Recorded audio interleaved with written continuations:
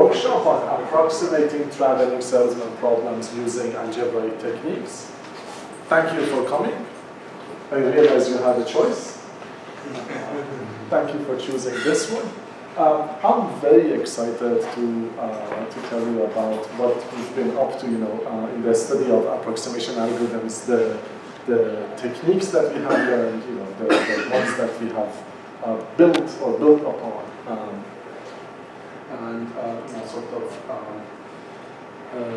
I should warn you that in advance that initially my plan was to give a talk on the blackboard. Then, close to the time of the workshop, we realized that the board may not be available. So we put together, I put together the slides very quickly. I hope it's fine and you don't have any problem. I think I'll just take it like that. Maybe you can flip the laptop and, or the projector and take care of it. So the traveling salesman problem is the problem of an ambitious salesman who wants to visit n cities, and our goal is to find the tour with the smallest cost for him. So we assume between every pair of cities, I and J, there's a cost of traveling from I to J, that's Cij. Throughout this tutorial, this workshop, we're going to assume that the costs satisfy triangular equality. But there may or may not be symmetry. So the cost of going from I to J may be equal to J to I for the symmetric version of the problem. But for the asymmetric version of the problems, these two can be different. The problem has a long history. In 1800s, Lord Hamilton actually came up with a puzzle that to sort of find the Hamiltonian cycle in a map, and he tried to commercialize the puzzle. It wasn't very successful commercially, but it tied his name to the Hamiltonian cycle for at least 200 years. The traveling salesman problem is a benchmark problem in computer science. Every time we come up with a new technique, new idea, we try it on this instance. It has a lot of applications: logistics, planning, chip manufacturing. My favorite is in DNA sequencing. So this one, imagine you have this long string of DNA that you're trying to read, and you can't read it from the beginning to end. So what you do is that, at least in the shotgun method, you have many copies of the DNA, you cut it into small pieces, and pieces of length 500 to 700, and you read those. And then the computational problem that you're facing is the reconstruction, to find the shortest string that has all of these as substrings. If you define it properly, you can see this is an instance of the traveling salesman problem. Where every vertex is representing one string. And actually, if you look at the distances, they are asymmetric. So it's an instance of the asymmetric traveling salesman problem. This problem has, captured the imagination of the public. Besides the sort of Hamilton's puzzle, the Rand Corporation in the 50s also came up with a sort of a competition for solving TSP problems. Nowadays there's even an app, an iPhone app that solves the TSP problem for you. So you can pick your cities around the world, or have your favorite piece of art, and it solves the TSP problem for you. This is actually a TSP Concord. This is a legitimate thing. It's developed by Bill Cook. It does a fantastic job of running various algorithms and showing you different lower bands of the optimum solution. From the point of view of the sort of approximation algorithms, the problem that's at least my favorite open problem in this context is to find a constant factor approximation algorithm for the asymmetric version of the problem, for the asymmetric traveling salesman problem. This problem has been open for the past 20, 30 years, and it's not for lack of trying. At least for the past 15 years, I've been interested in sort of solving this, and I've been looking at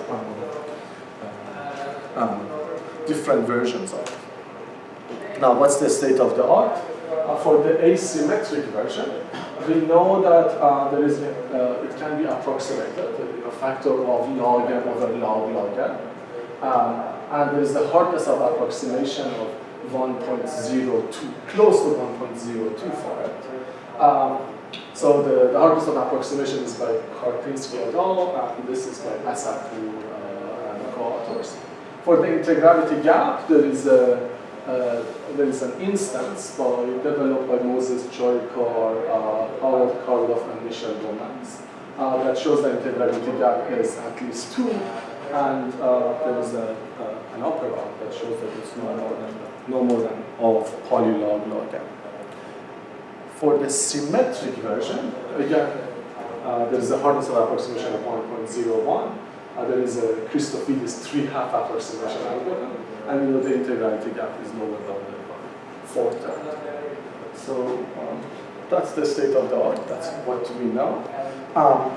These two results on the approximability and also on the integrality gap are the two that we're going to talk about today. So I'm going to present the first result to you pretty much in the first hour. Talk about the foundations for the second result, and in the next 2 hours, Shayan and Nima are going to actually explain the result in great details. So that's actually the outline of the tutorial.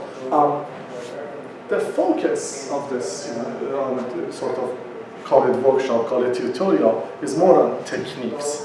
So the technique that I'm going to talk about quite a bit is the rounding by sampling, and especially sampling for maximum entropy distributions. Part 2, Nima is going to talk about strong design measures and their applications, and Shayan is going to talk about effective resistance reducing flows. The most important concept, one that I'd like you to take away from this talk for this problem is the notion of thin trees. This is sort of a new way, maybe a 5-year-old way of looking at this, at the asymmetric traveling salesman problem. So I'm going to spend quite a bit of time on thin trees. That's my part. So let's start with the definition. What's a thin tree? So a spanning tree for a graph GVE, a spanning tree T is epsilon thin. If and only if the number of edges of the tree across any cut is no more than epsilon fraction of the number of the edges of the graph. So at the moment this is an unweighted undirected graph? Unweighted undirected graph. Simple graph, spanning tree somewhere. Look at all the cuts, count the number of the edges of the tree, count the number of the edges of the graph across that cut, look at the ratio. That's the thinness of the tree. Is this definition clear? Because if it's not clear, I have to just stop to make sure it's clear, because we're talking about it for at least 3 hours. So, Could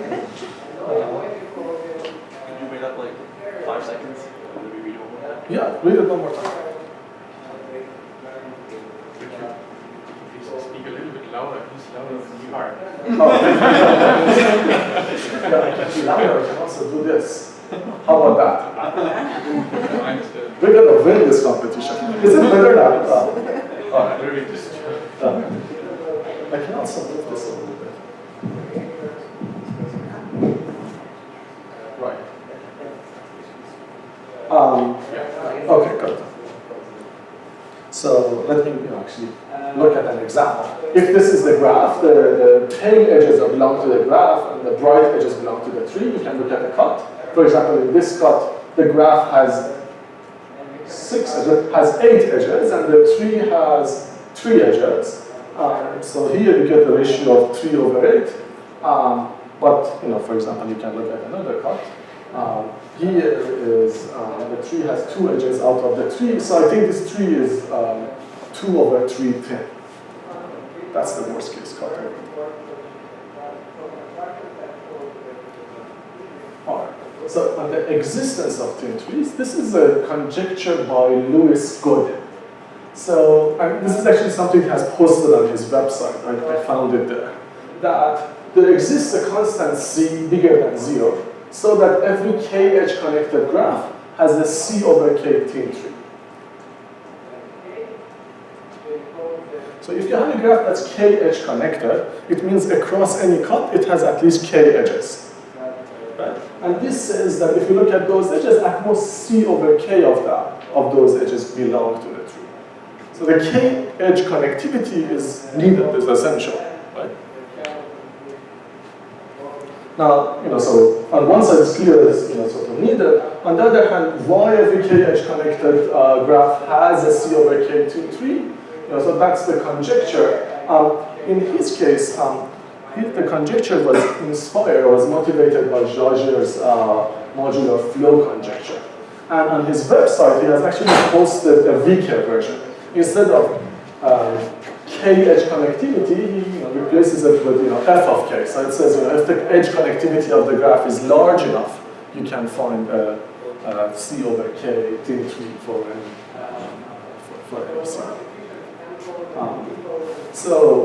Given the difference, if the conjecture and this conjecture ends up being true, he should get the credit for it. But only if the weaker form of the conjecture is true, then I get the blame. Now, another way to look at this conjecture is think about the Nash-Williams theorem. A k-edge connected graph has at least k over 2 edge disjoint spanning trees. So if you look at a cut, across that cut, at least one of the trees is thin. What we are looking for is a tree that's thin across all the cuts at the same time.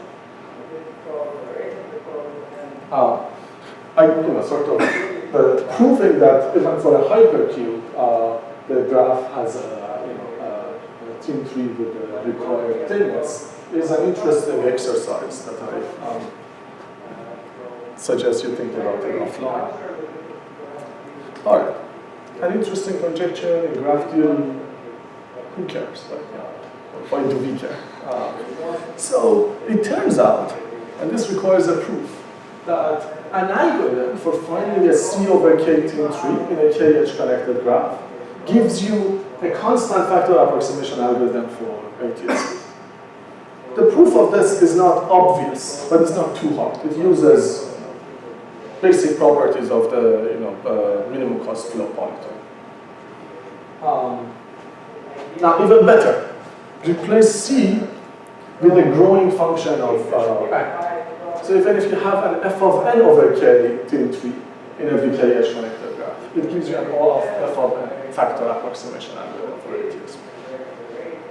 Even better than that, a proof of existence for a spanning tree gives you a bound on the integrality gap of the linear programming relaxation. So, and the approximation algorithm there is something itself based on the LP, or? Yes, the approximation algorithm would be based on the LP. So essentially what it does is that it solves the LP and finds the thin tree inside the solution of the LP, and based on that, gives you a constant. I'll tell you about the details. Alright, so the interesting thing that's happening here is that LTSP is essentially a directed problem, right? It involves directed graphs. But somehow this thin tree conjecture moves it to the domain of undirected graphs. And now, this is on the plus side because we know a lot more about the sort of the cut properties of the undirected graphs. The downside of this is that the thinness property is not something we can check. So if I give you a graph and I give you a tree and I ask you, is this tree epsilon thin for the graph? It's NP hard to check. The best thing we can do is actually using the demand version of the sparsest cut, so we can check within the factor of the square root log and log.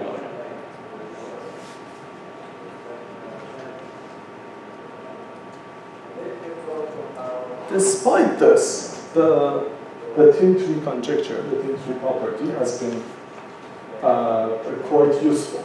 So it has unlocked a world of new ideas and techniques. So the rounding by sampling method, the whole sort of literature on the spectral sparsifications ended up being quite useful here. Then and because of that, this theory of real stable polynomials and recent proof for the Cabezon-Singer problem. So somehow this connection to this conjecture that was made independent of the traveling salesman problem, without any knowledge of that or without any relation, has managed to has helped us make a lot of new observations. So in fact, the 3 results on the the traveling salesman problem, the asymmetric version of the traveling salesman problem that we're going to talk about, they're all based on gene trees. So the first one, the old log n over log log n that I mentioned earlier, the constant factor approximation algorithm for the planar version of the problem, and the square root gamma log gamma approximation algorithm for graphs with bounded genomes. And then the existential proof for the that gives the integrality, that bounds the integrality gap of the linear program, the polylog. So these are the 2 that we're going to talk about this afternoon, and I'm going to start with the first one. Any questions?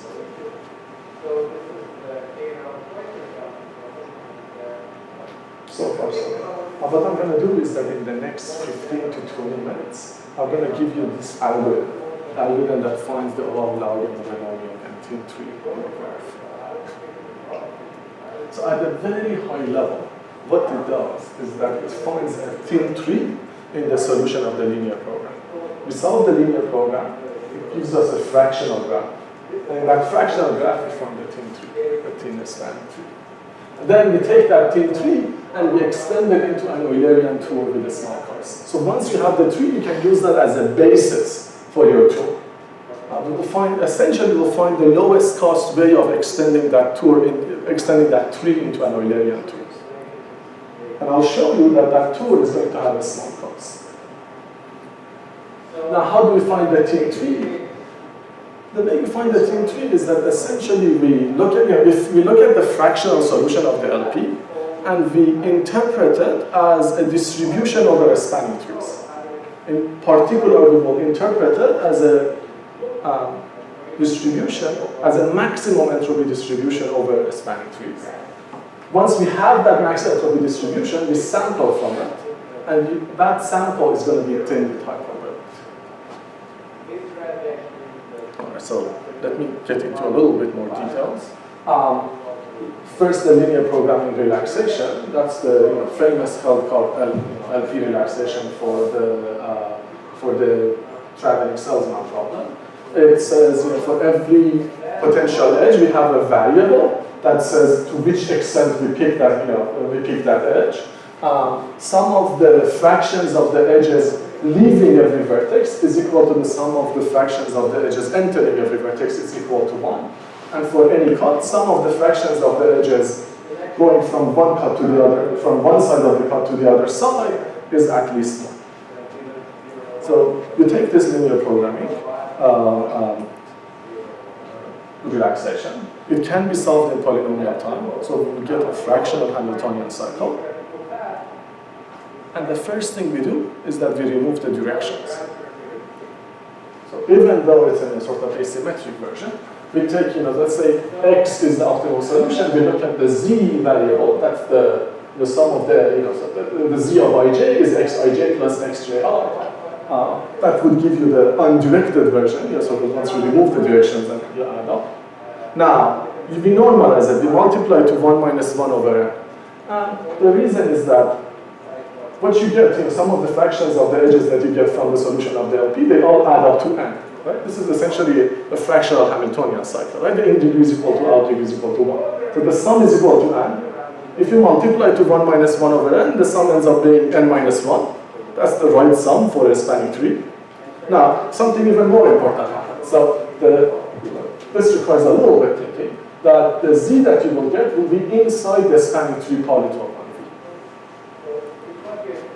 So you will get this point z that can be written as convex combination of spanning trees on the set of vertices.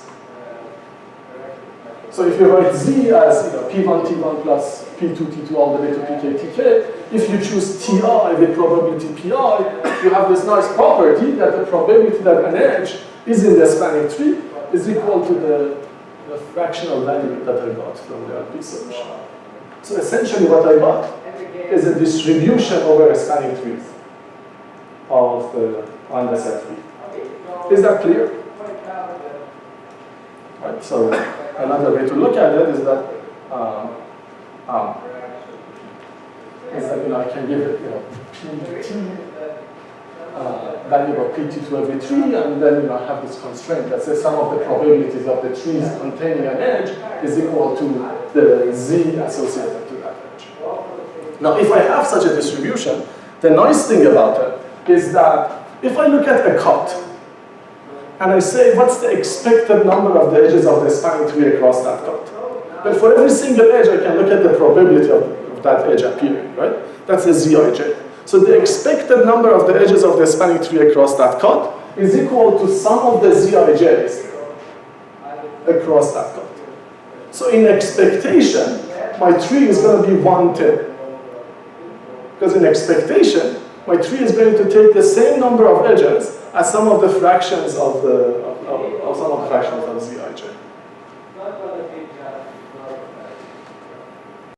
All right. Now, I haven't defined the distribution perfectly in a sense that there are many ways to write this point Z as the convex combination of the corners of the polytope.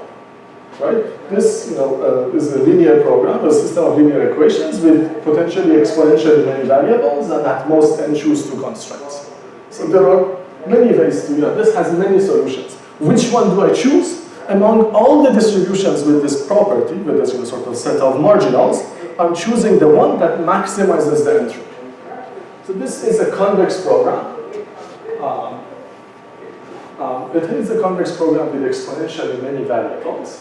But if you write the KKT conditions for it, you can show that it has this, the optimal solution for it has this concise form.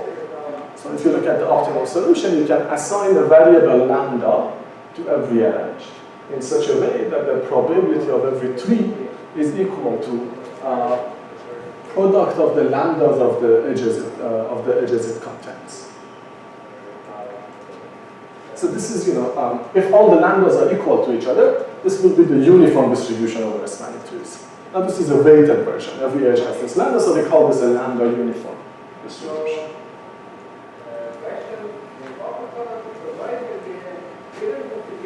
This concise form actually, sort of help us solve the convex program. So you can actually compute the optimum lambdas and find the optimal solution of that maximum entropy. Is this clear?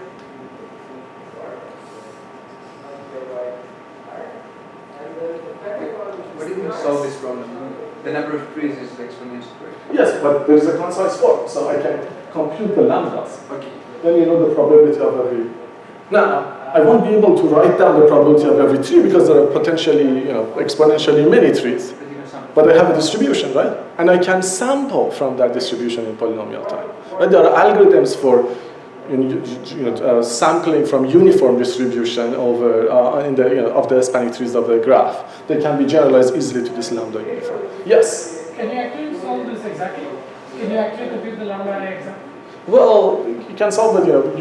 You can have an error of epsilon that's in polynomial in n and log of 1 over epsilon. Right, but you get that.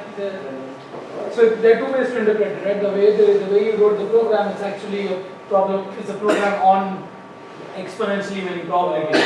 Yes. But it looks like a lambda uniform distribution only when it's optimal, right? Because that falls out of the KKT conditions.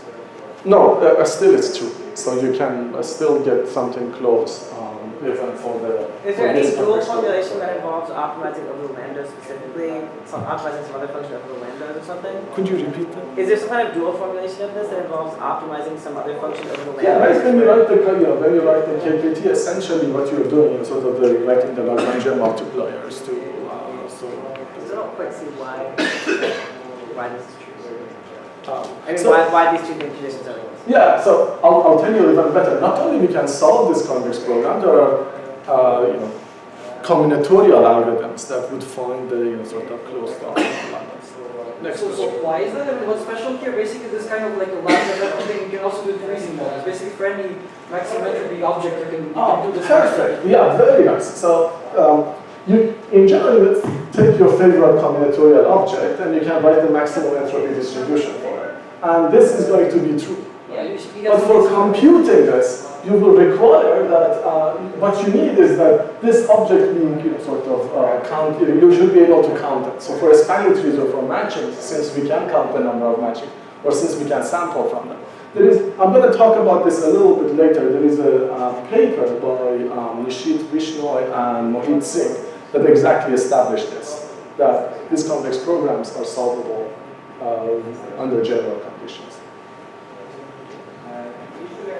All right, let me review the algorithm.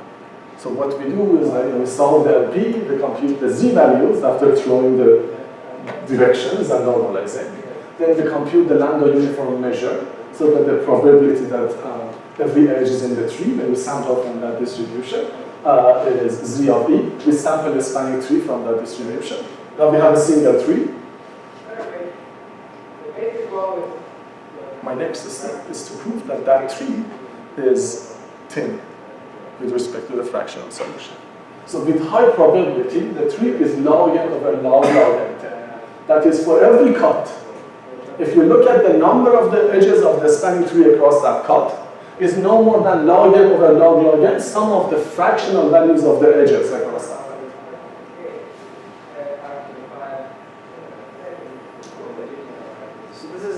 Now somewhat a weighted graph problem. Right, so right now it's weighted in the sense that your edges can be fractional. Trees are not. Yeah, tree is integral, it's like proper tree. But when I look at across any cut, on this side I add up some of the fractions. And as I told you in expectation, expected value of this quantity is equal to the is equal to that. But I want to prove this with high probability across many cuts. So essentially what I do is that what you can do is that you can apply Chernoff bound. Now in order for the Chernoff bound to be applicable, you have to show that you have one way to do that is to show that there is a negative correlation between the edges. So this is a well-known fact that if you choose a spanning tree randomly from a graph, the edges have negative correlation. It's also true for the lambda uniform measure. So it's actually the primary reason we use the maximum entropy program, that we will get the negative correlation. Therefore, we can apply Chernoff bound. Therefore, you can bound the deviation from the expected value. That's where you will get the log n over log n. So far, so good. I'm hoping to, move with you to the end of this proof, so we'll finish this. All right, so now I have a tree. I sampled the tree, it's a thin tree. What am I going to do with it? I'm going to put the directions back in. For every single edge, I'm going to look at the two directions. One of them has a lower cost. I'm going to direct the edge in that direction. So I'm going to get a tree, now an oriented tree with edges oriented in different ways. Now I'm going to use that as a basis to find the minimum cost Eulerian tool. So I'm going to look at that oriented tree and say, what's the lowest cost I can extend this? I'm going to look at that tree and I'm going to ask, what's that directed tree, that oriented tree, and I'm going to ask, what's the smallest cost way of extending that into an Eulerian tree?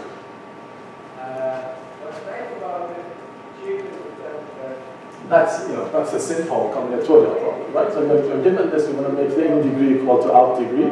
That's essentially a flow circulation, right? You have an excess of flow or deficit of flow in every vertex, and you want to routed in such a way that to make the incoming flow equal to outgoing flow for every vertex. It's a minimum cost flow. You can solve it. Now here is the interesting observation. Instead of solving it directly, try to route the flow in the solution of the linear program. So put the LP solution back on top of the spanning tree, and because the tree is thin, is log n over log n thin, you don't need to boost the solution of the LP by more than log n over log n for the flow to be feasible. So there exists a fractional flow inside this LP solution that can route and make all the degrees equal to each other. Therefore, the integral flow that we found earlier has cost that's less than or equal to that much. So the augmentation of this oriented tree is no more than O of log n over log n of the optimal. So you will get n of log n over log n approximation.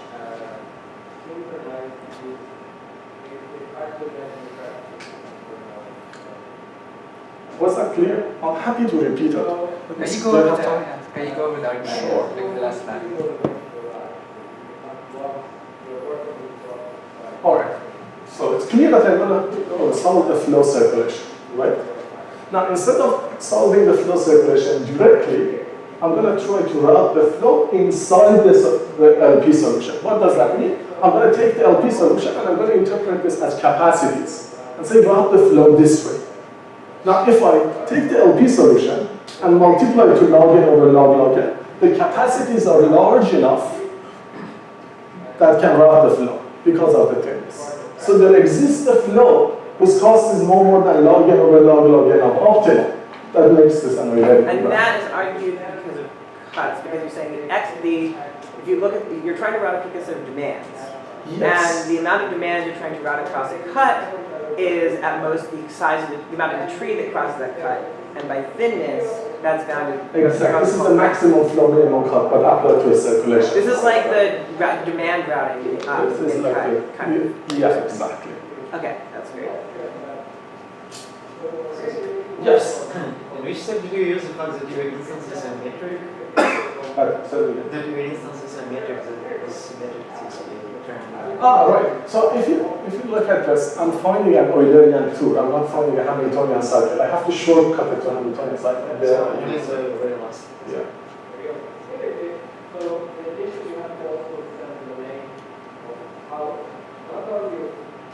This is clear.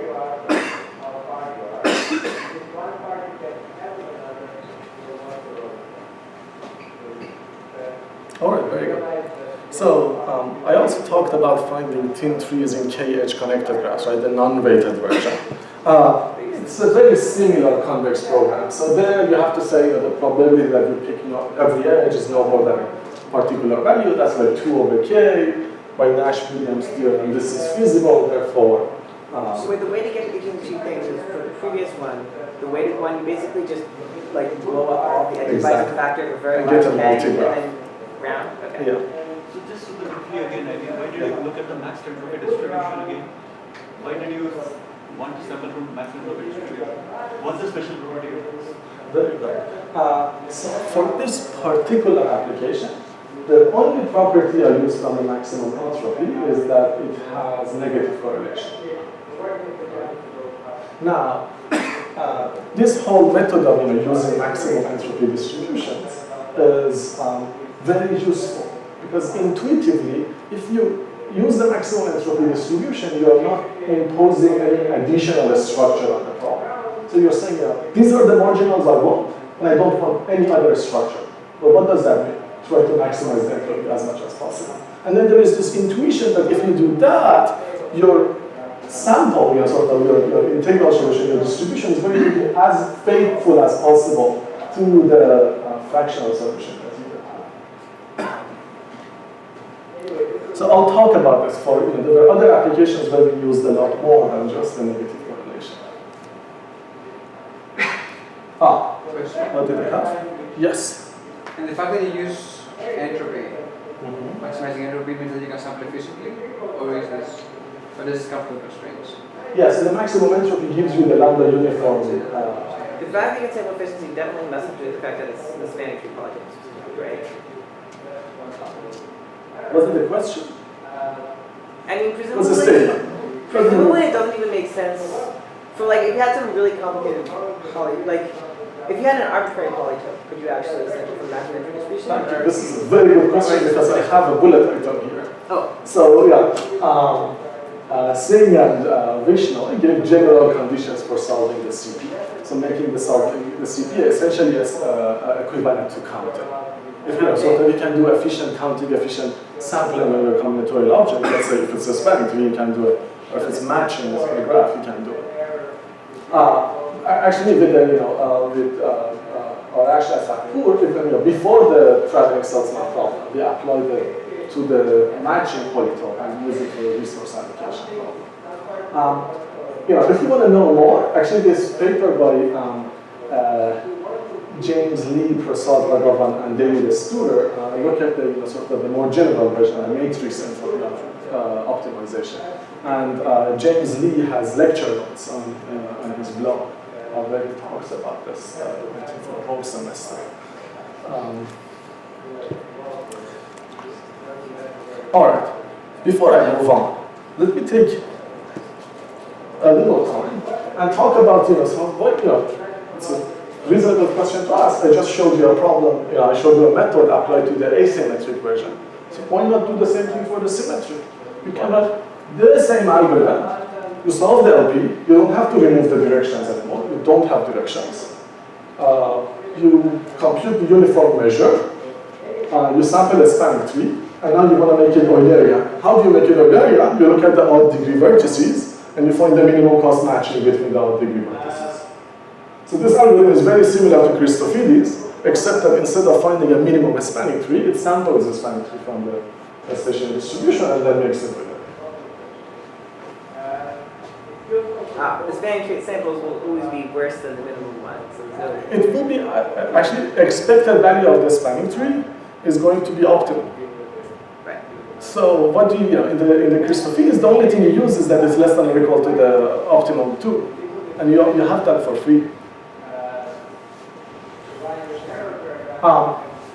And you have a lot of other properties. So Sharon is going to talk about this. It seems like the fractional solution is much more faithful to the tree that we sample is more faithful to the fractional solution locally. So it seems like the tree that we sample is locally Hamiltonian. So this is the conjecture that we've been working on. We worked on for at least a year and a half. That the approximation factor of the algorithm that I just showed you is strictly smaller than 3/2 for the TSP. Yes? What do you mean by any about the general model?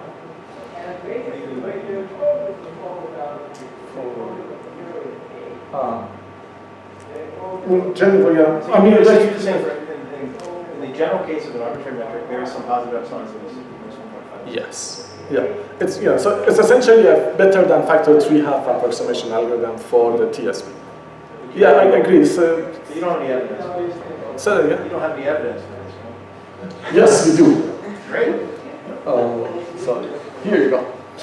So we show. That's cheating. It's cheating like 3 different ways, right? Of a similar algorithm. So if you look at graph metrics, those are sort of the metrics that come from the shortest path distance in a graph. And it's not exactly this algorithm, but it's not very different. There are a bunch of the special cases we have to solve differently. But once you remove that for the bulk of it, it's 3/2 minus. wait, sorry, what is the difference between a graph metric and a metric?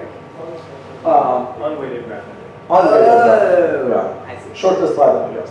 Makes sense. All right, so this result is improved in a sequence of using the combinatorial techniques. Sequence of beautiful papers. I think the latest is present is 7/5 for the graph version. Is that correct? Yeah. This is the latest result by Androsh. You never know. In a few months it may improve. Another result that I really like is if you again follow that line of combinatorial techniques by Ola that gets a constant factor for asymmetric version when you have a graph metric.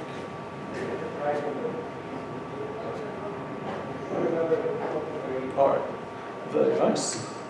So in my, this concludes the part on the maximum entropy convex programs and rounding by sampling. In my remaining 5 to 10 minutes, I'm going to tell you a little, sort of about the outline of things to come. So in the rest of the workshop, we're going to talk a lot about the spectral methods. There is a different way of, stronger way of defining this notion of thinness. So I say tree is a spectrally epsilon thin. If and only if, if you look at the Laplacian of the tree versus the Laplacian of the graph, for any vector x, x transpose LT of x is less than or equal to epsilon times x transpose LG of x. So the Laplacian is defined in the standard way. The way you can look at it is that x transpose LG of x is the sum of the xi minus xj squared for all the edges in the graph. So instead of the cuts, now I'm looking at vectors. I'm gonna look, pick any vector, look at sum of the xi minus xj squares, any vector x, sum of xi minus xj squares for the edges that are adjacent in G, and look at all the xi minus xj squared for all edges I and j in T, and say for any vector x, it should be no more than the, one shouldn't be more than epsilon times the other. It's not hard to see that this is a stronger definition. It says that if you restrict your vectors to zeros and ones, what you will get is the original definition of thinness.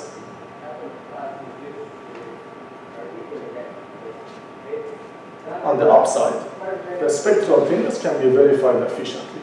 So if I give you a tree and say, is it spectrally epsilon thin? You can test it. All right, so given this new definition, this stronger requirement, you can ask the question, if I give you a k-edge connected graph, can you find a C over K spectrally thin tree? The answer is no. Unfortunately, the edge connectivity is not the right requirement, is not the right thing to look at when you're looking for a spectrally thin trees. What you should look at is the effective resistance of the edges.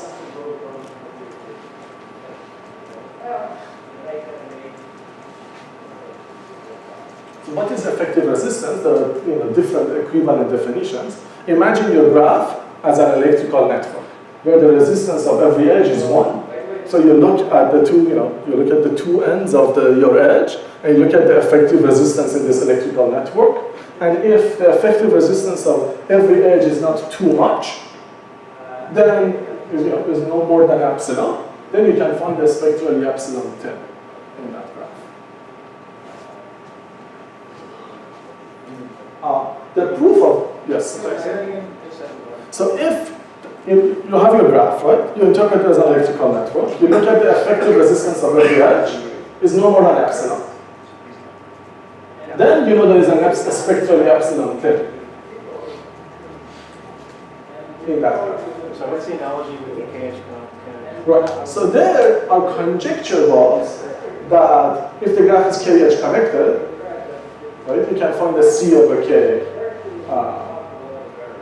thin tree. Right? Here, instead of sort of your graph being edge connectivity being high, we ask that the effective resistance is not too high for every edge. So effectively, One implies the other. I'll get to it. So I compare these two statements with each other pretty soon. But this statement, was your question related to it? Now, how do you prove this? So as you can see, it's not a conjecture, it's a theorem. The proof of this is essentially building on the result of Marcus, Spearman, and Srivastava for the proof of the Callis and Cylinder problem.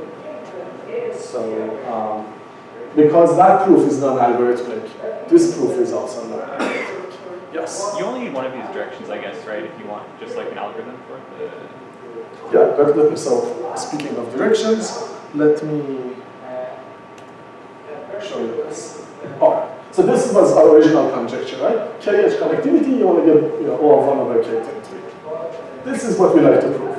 This is what we have been trying to prove for the past 2-3 years. Yes? All right, and what is known right now? What's KH connectivity implies what? Now, I have a question, right? Oh, what's the best thing we can put here? Yeah. Log n over log log n. That's what I thought. Yeah, algorithmically. Now, there is, if you are looking for the proof of existence, you can put polylog log n. No, it's not dependent on polylog of K. Polylog log n. So all of these depend on the size of the graph. Independent of K. No, so 1 over Polylog log n K. over K. Sorry. Yeah.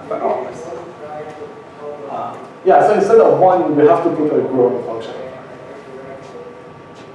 Now, if the effective resistances in your graph are all less than or equal to 1 over K, it's very easy to show that yes, you have KH connectivity. Shayan is going to show it. So this last 5 minutes is going to be expanded into 2 hours. So very. This part is implied by the MSS, by the Marcus Stillman series service proof for the mechanism.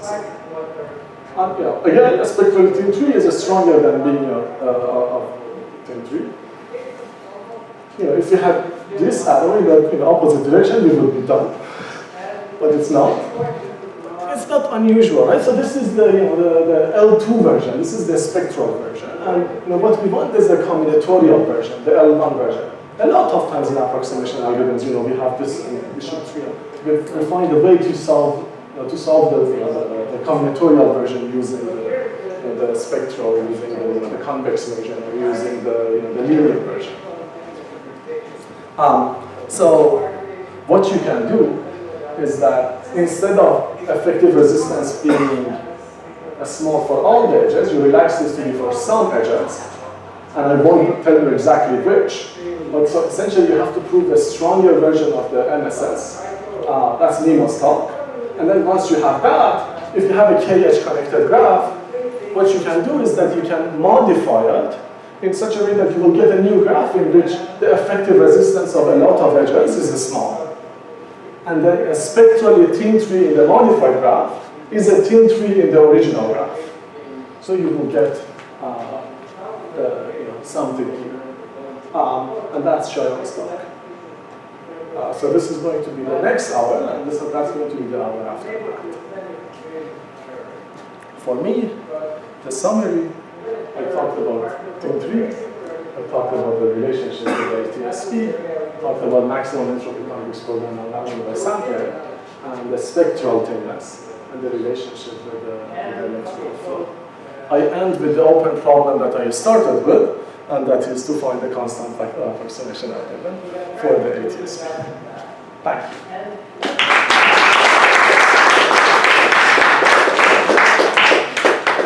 Sir. So, just going back to your slide, small effective resistance implying the spectral thin tree. Is that implied by MSS actually, or do you need, I think, Nick Harvey's version?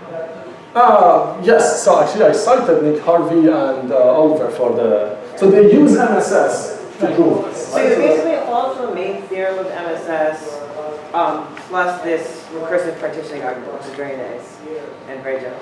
Sorry, as in what partitioning argument? So, or MSS has a theorem that says you can so if everything is small, you can partition it into two. And then just have this thing where basically you start out, you make many copies of each edge, and then you repeatedly cut it in half until the number of edges you have is roughly the right number to be a spanning tree. Okay. And then at the end, we have it a little bit bigger than a spanning tree and we pull a spanning tree out of it.